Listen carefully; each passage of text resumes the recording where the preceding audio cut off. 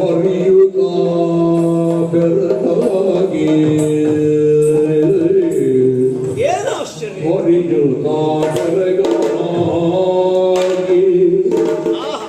ಹೊರೆಯುತ್ತಾ ಬೆರಗಾಗಿ ಶಿಲೆಯ ಮರೆಯಾಗಿರಲು ಇದೇ ಸರಿ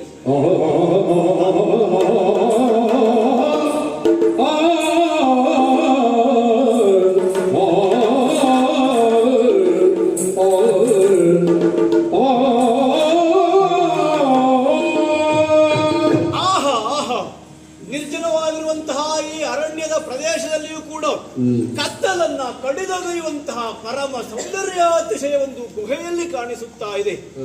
ಗುಹೆಯಲ್ಲಿ ಇಂತಹ ಕೋಟಿ ಸೂರ್ಯರ ಪ್ರಭೆ ಬರುವುದಕ್ಕೆ ಹೇಗೆ ಸಾಧ್ಯ ಸ್ವಾಮಿ? ಅರ್ಥ ಆಯಿತು. ಗುಹೆಯ ಒಳಗೆ ಯಾವುದೋ ಒಂದು ವಿಶೇಷವಾಗಿರುವಂತಹ ವ್ಯಕ್ತಿಯೋ ಶಕ್ತಿಯೋ ಇದೆ ಎನ್ನುವುದು ಸ್ಪಷ್ಟವೇ ಹೌದು. ಆ ಹೆಣ್ಣನ್ನ ನೋಡುವಾಗ ಗಿರಿಜೆಯೋ ಸರಸ್ವತಿಯೋ ಅಥವಾ ಆ ಲಕ್ಷ್ಮಿಯೋ ಅವರು ಯಾರೂ ಅಲ್ಲ, ಎಲ್ಲರ ಸೌಂದರ್ಯವನ್ನು ಮೀರಿಸುವಂತಹ ರೂಪಾತಿಶಯದ ಕನ್ನಿಕೆಯವರಳು ಕಾಣಿಸಿಕೊಳ್ಳುತ್ತಾ ಇದ್ದಾಳೆ. ಹಾಗಾದರೆ ಕೇವಲ ಅವಳ ಸೌಂದರ್ಯವೇ ನಮಗೆ ಮುಖ್ಯ ಅಲ್ಲ, ಅವಳ ಆ ಪೋಷಕ ಅಥವಾ ಪಾಲಕ ಯಾರಾದರೂ ಗುಹೆ ಒಳಗೆ ಇದ್ದದ್ದು ಹೌದು ಅಂತಾದರೆ ನಮ್ಮ ಪರಮ ಲಕ್ಷ್ಯ ಆತ. ಹಾಗಾಗಿ ತಡ ಮಾಡುವುದಲ್ಲ, ಎಲ್ಲವರನ್ನೂ ಕೂಡ ಇಲ್ಲಿಯೇ ನಿಲ್ಲಿಸಿದ ಹಾಗಾಯಿತು. ಗುಹೆಯ ಒಳ ಪ್ರವೇಶವನ್ನು ಮಾಡಿದ ಹಾಗಾಗಿದೆಯಲ್ವಾ? ಆ ಸೌಂದರ್ಯವನ್ನು ನೋಡುತ್ತಾ ಹೆಚ್ಚು ವಿಳಂಬಿಸುವುದಲ್ಲ, ಶಿಲೆಯ ಮರೆಯಾಗಿ ನಿಂತು ಆಕೆಯ ಚಲನವಲನ ಹೇಗೆ ಅಂತ ನೋಡಬೇಕಾಗಿದೆ. ಹಾಗಾಗಿ ತಡ ಮಾಡುವುದಲ್ಲ, ಆ ಕಡೆಯಲ್ಲಿ ಕಾಯ್ತೇವೆ. ಶರದ ಋತು ಪೂರ್ಣಿಮೆಯೋ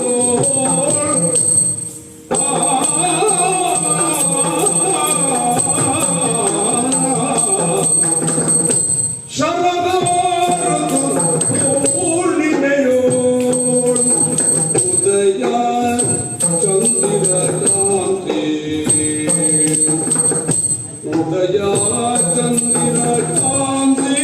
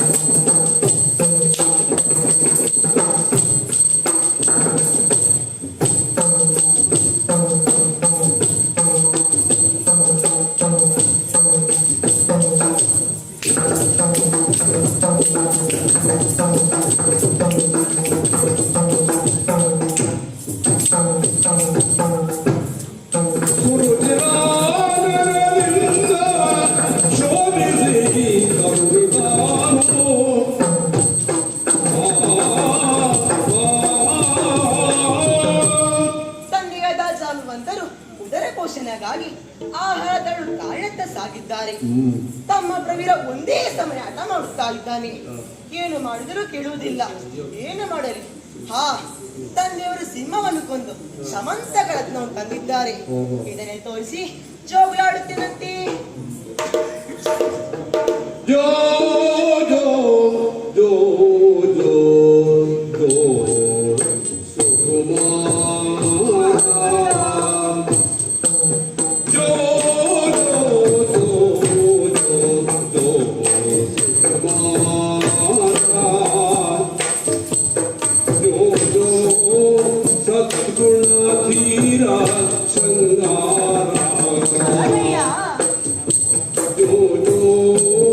ಸದ್ಗುಣ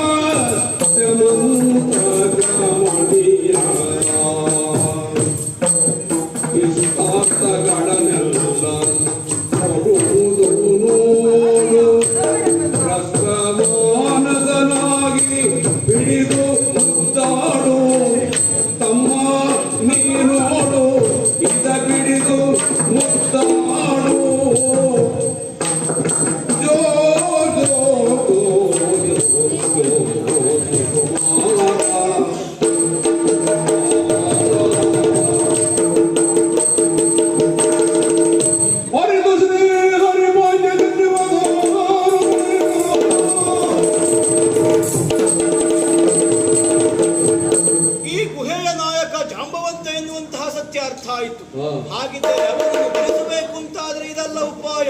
ಕರದಲ್ಲಿರುವಂತಹ ಪಾಂಚಜನ್ಯವೆನ್ನುವ ಶಂಖವನ್ನು ಬಳಸಿ